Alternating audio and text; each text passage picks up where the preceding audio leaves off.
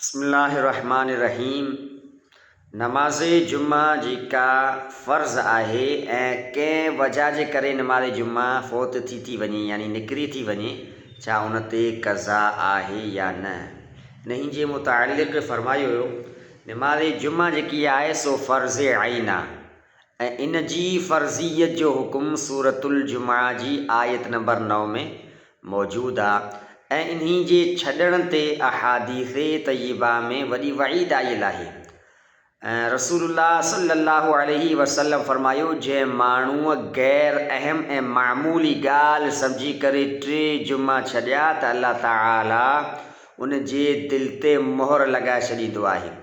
ऐं अगरि कंहिं माण्हूअ जी नमाज़ जुम्मा उज़र जी बिना ते फ़ौत थी वञे, निकिरी थी वञे, मसलन सफ़र में या बीमारीअ में या बदकिस्मती सां नमाज़ जुम्मा निकिरी थी वञे त पोइ उन ते जुमे जी क़ज़ा न आहे बल्कि ज़ोहर नमाज़ ई पढ़े।